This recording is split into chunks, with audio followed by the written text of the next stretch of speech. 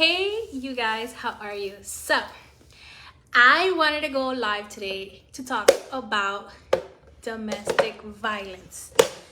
So this is gonna be very heartfelt because I am a woman who has been through domestic violence. Like, I'm ready to start crying. Okay?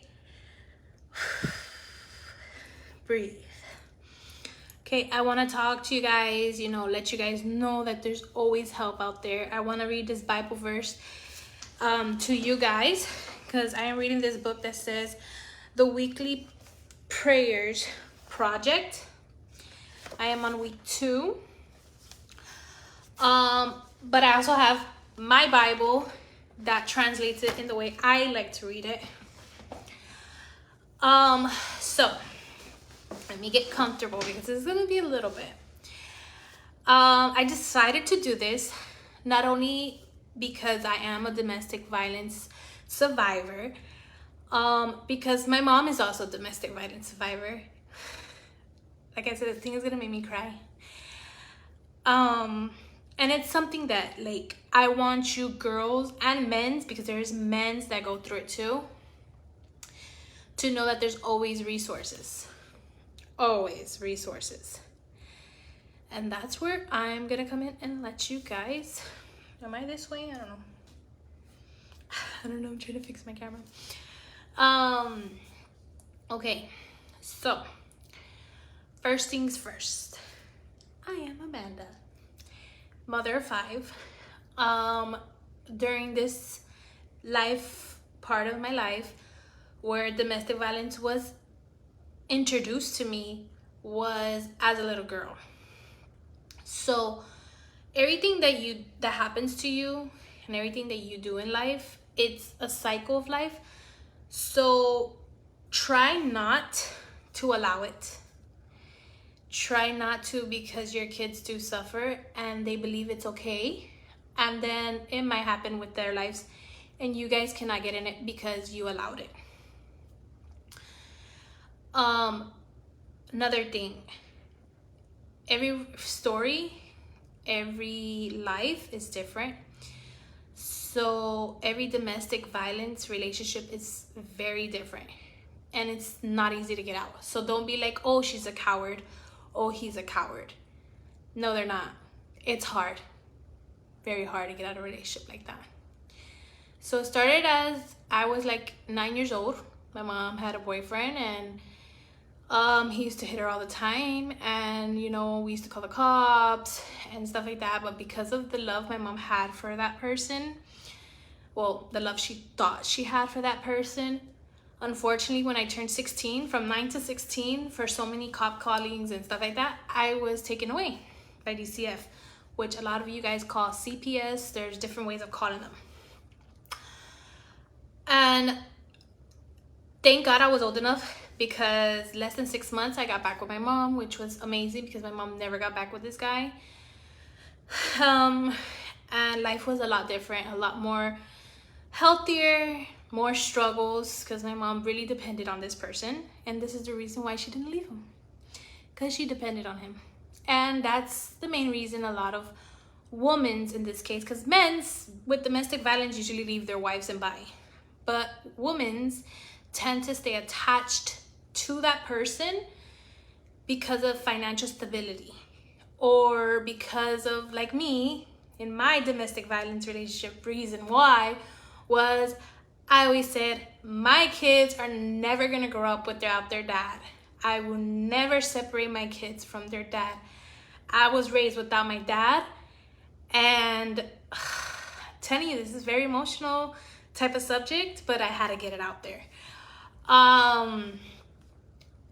I was raised without my dad, and it's like I used to say, I'm never gonna let my kids go through that. My kids have to be with their father. It doesn't matter what I have to go through. He has to be there. So I stuck it through for my daughter, because at that time I only had my daughter. And I'm telling you, this thing is just like so heartfelt.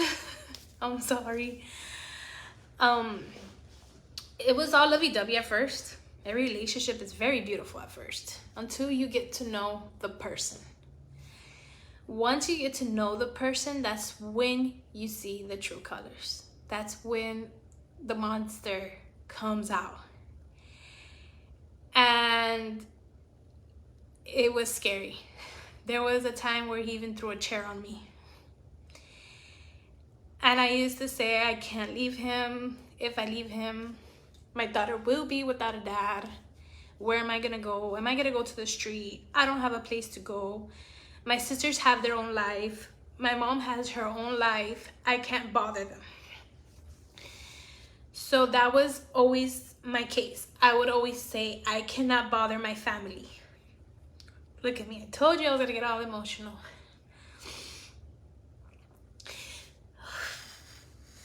Let me breathe. And like this subject, I needed to bring it out there because I know many people going through the same thing. And it hurts me to see them go through that, you know? It hurts me to know that people I love are being hurt because of domestic violence. And they're looking behind a shadow. If people really know who I am, people know that with me, you will always have a shelter. With me, there's no Amanda that says no. I am like the girl from Yes Day. I say yes to everything.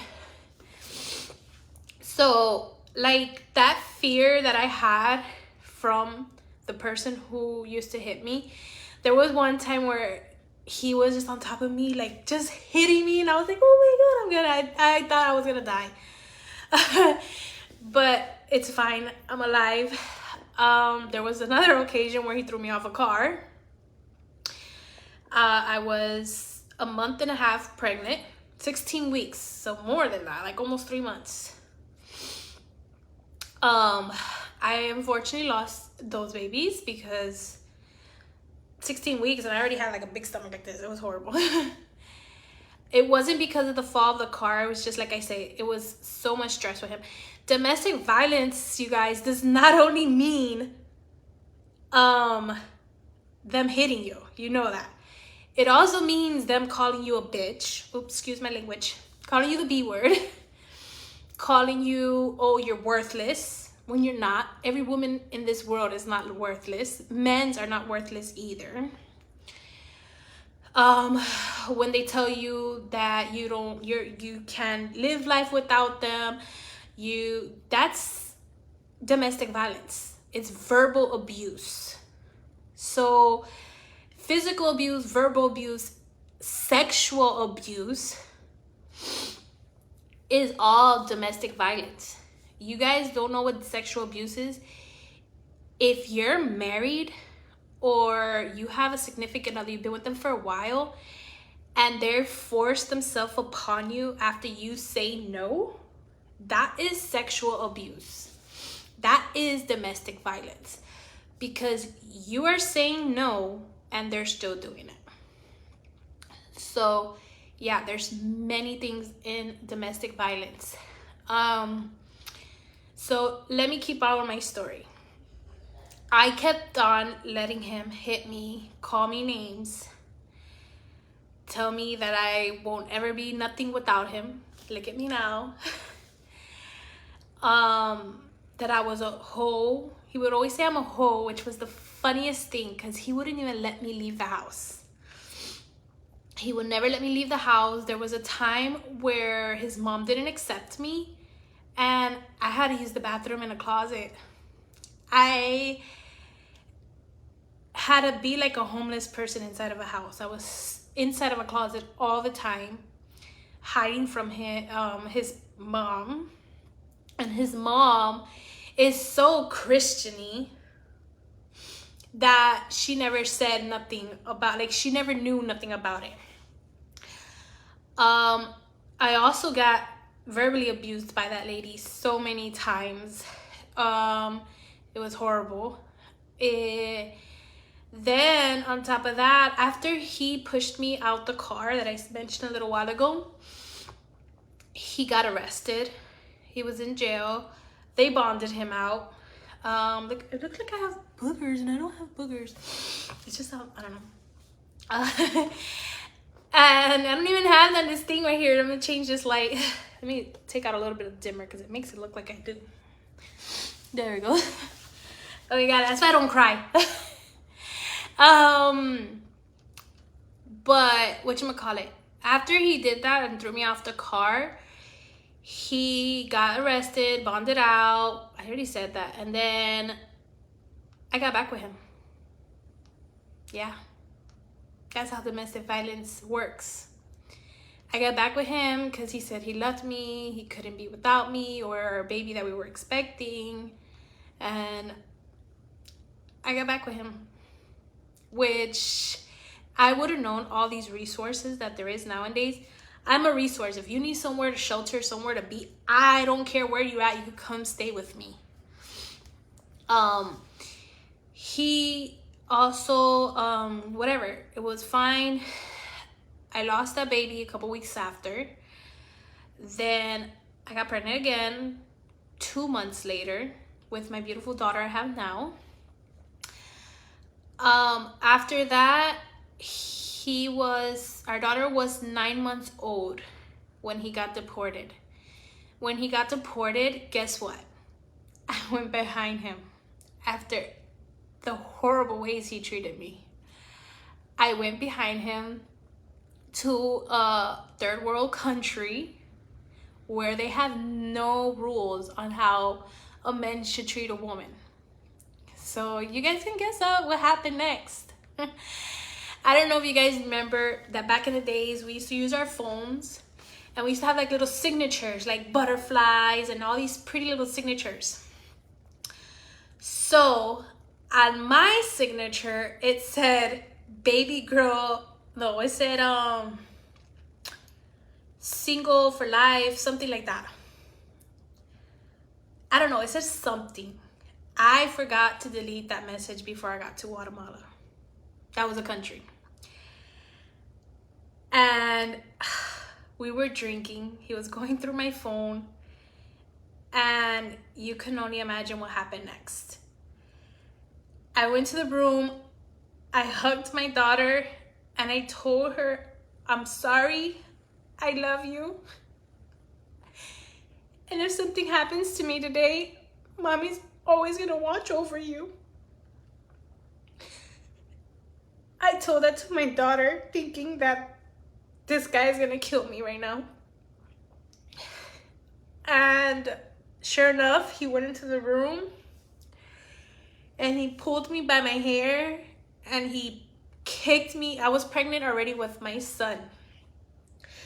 He kicked me in my stomach and I lost air. The door was locked and his cousin's like banging on the door, open the door, leave her alone. Oh my God. And I don't know how because I couldn't breathe when he kicked me. I don't know how I grabbed the strength to open that door. I opened it and his cousin came in and dragged him out. And he's like, you want to hit a woman? Hit me. Hit me because how can you hit her? She came from another country for you. She's done so much for you and she is such a good woman. How can you hit her? So they stopped. His family came and they grabbed my daughter. My daughter was shaking and she was so scared. She was only 9 months, mind you, 10 months around there. And I'm happy because she can never remember this horrific day. Because if you guys see this scar here, he didn't do it. Someone else did it, but it had just happened. So it had stitches. And he opened it. That's why it looks the way it does. Because he reopened it. Because he punched me and it opened. And the whole room was full of blood. Like if he would have stabbed me. That's how bad it looked. The whole room was full of blood. But then a couple weeks passed by. You know, I was pregnant and it was like a sign from God. God always does things, you know, to help you, to, you know, give you better in life, guides and stuff like that. So I was pregnant with my son, and I am O negative. My blood is O negative. So in order for my children to live inside me, either the dad has to have O negative like me, or the child that I'm carrying has to have O negative, or I have to get a RhoGAM shot. So, why? Oh my God, everything is like so shiny. It's because I have moisturizer on. So I couldn't find the shot. It was like God was saying, Amanda, I need you to get out of there before something worse happens to you. It hurt me because, like I said, I never wanted to separate my children from their father. And I had to get a flight ticket back to home. So I came back and I had my son, and he was married. He got married with somebody else. And I said I was going to return, but he still got married with somebody else. It was like God just had so much planned for me. And when I got back, which this is going to be a whole nother story, I got back from that country being homeless, which is a whole nother story, because I want you guys to know that there's always a way around a lot of things. And that's it. And then I found my husband. It's been fine. You guys see that I'm doing good with this company. It helps a lot with mental health awareness. Focuses on a lot of stuff. And that's why I was like, you know what? Today we're going to talk about domestic violence, because it's not easy to go through domestic violence. It's not.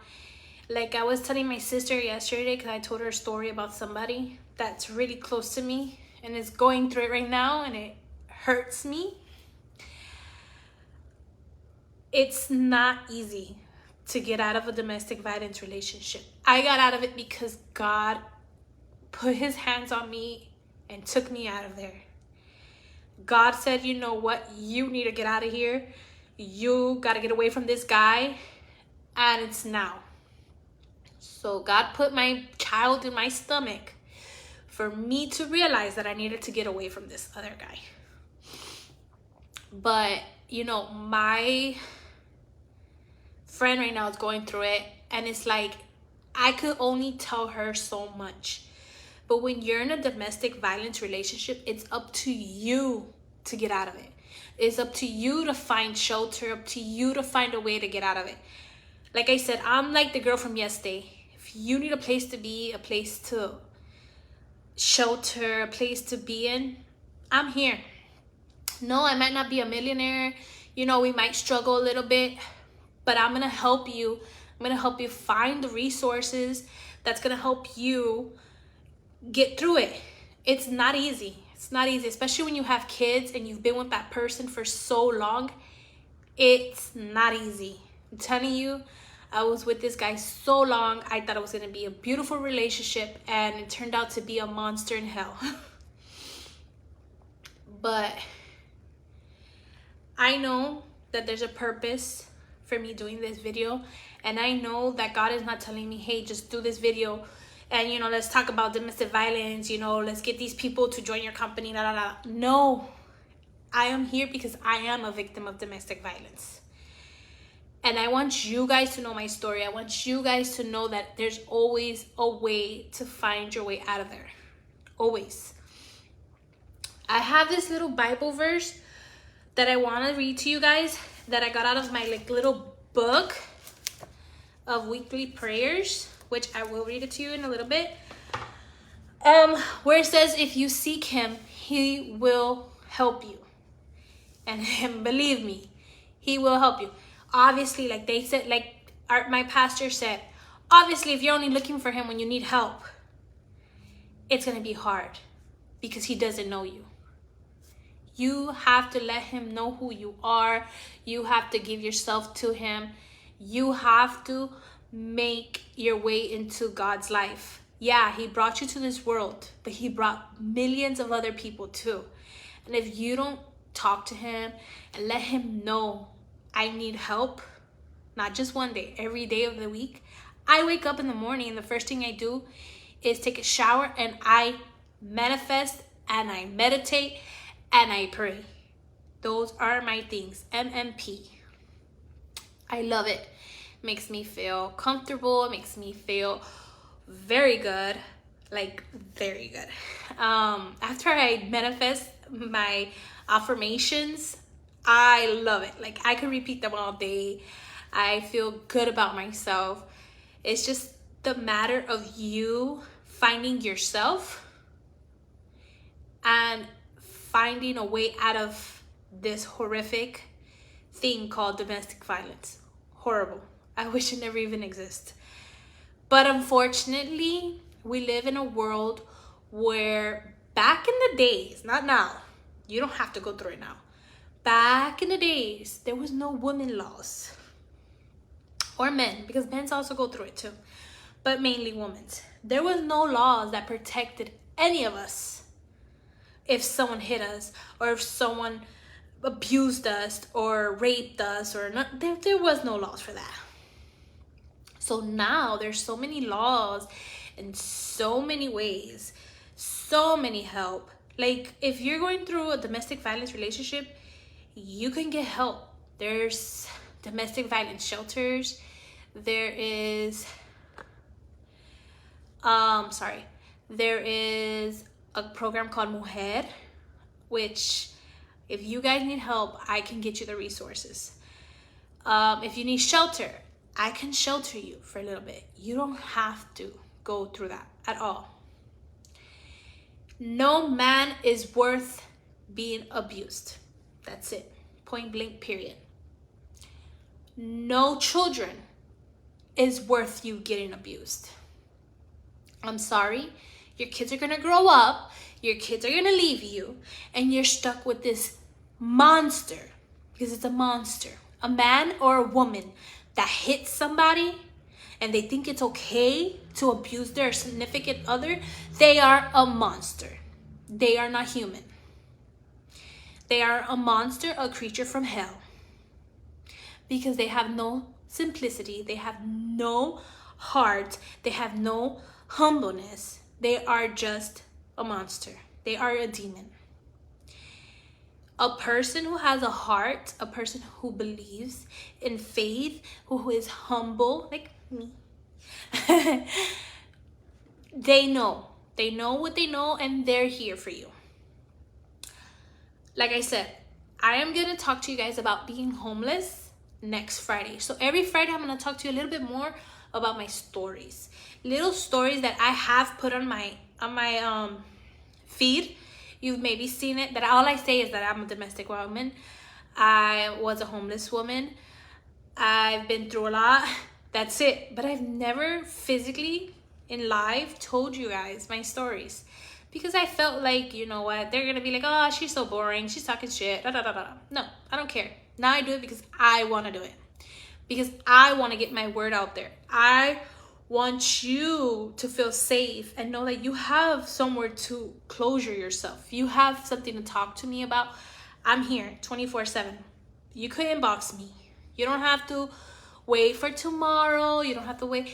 You can send me a message. Amanda, I saw your video. I can relate. You know, I'm in this relationship right now where I'm so scared, but I have my kids. I don't know where to go. I don't have a job. It's fine. I was there. I am nobody to judge you. I am here to help you. I'm crying because I'm just thinking about the person I told you guys earlier. And it hurts me so bad to know that she's going through that. But you guys should never, ever let nobody lay their hand on you. Nobody. Not even your own parents at this age can lay their hands on you. Nobody can lay your hands on you unless you're a child and you have like a slick mouth or something. you're gonna get your ass whooped. Sorry, you're gonna get your bottoms whooped. Sorry, you know what? My pastor said it. You cannot just change overnight. So it's true. I'm so used to saying these words for 30 years. Changing overnight is not gonna happen. But I do want you guys to know that I am gonna fix this video up a little bit and put like resources on here. I am gonna put it on my YouTube channel. I am going to put it on my Instagram, because everyone deserves a chance. Everyone deserves life's freedom, because nobody is attached to be with nobody. And you know, that's it. It's just like, you have to find yourself. And living in fear, you'll never find yourself, ever. You guys can see my pictures where I can post 10 pictures of me before and 10 pictures of me now. I smile more than ever. Like, I am so happy. I am happy just to be me. I am happy just to be Amanda. I am happy that I help people with mental health awareness. I am happy that I am in North Star. North Star has changed me completely. You would never catch me doing reels or doing videos or doing anything.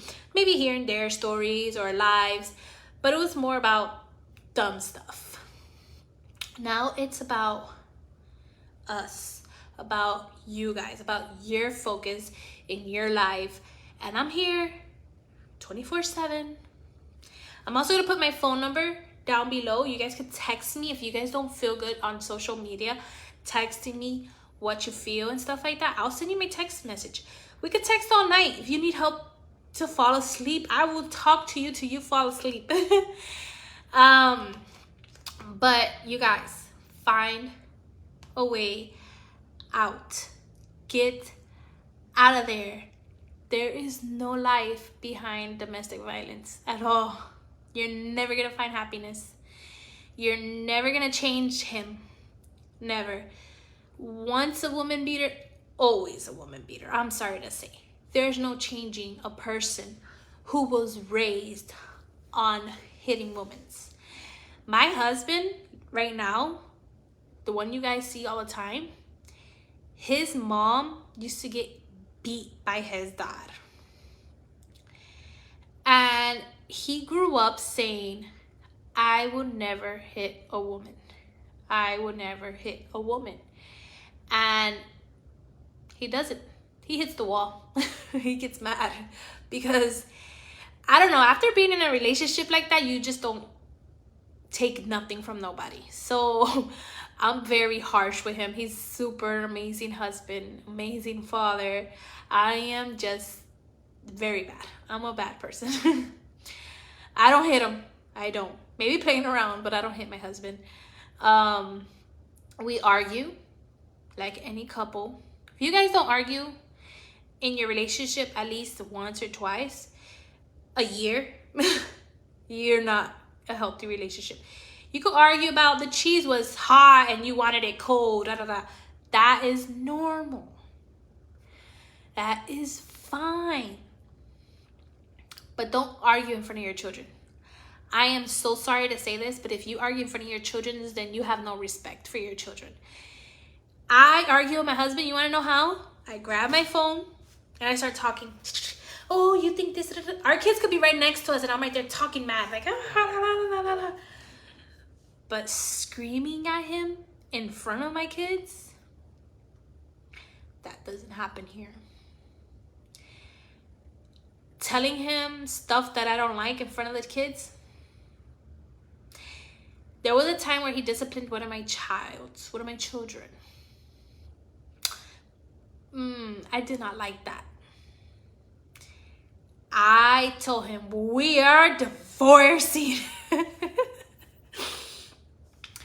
But it's because, okay, there's a difference in like all these relationships than anything. Like, like I said, I was raised without my dad. And I just can't see a man lift his hand on a woman. Not even on a kid. I can't. It's just so, I don't like it.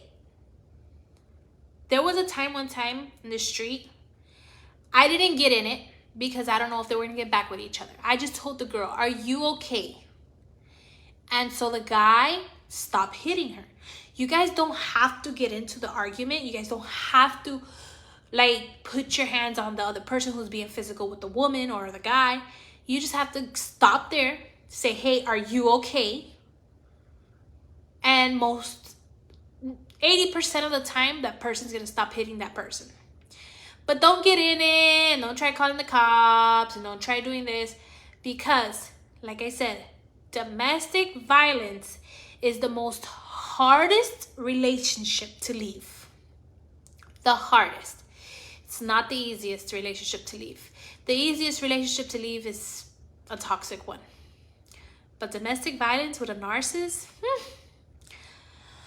super hard to leave. So I am going to finish this with my little Bible scripture. Okay, so it says, don't worry. I love this book. It has like where to write. And it tells me to write right here for this week about my favorite Bible scripture.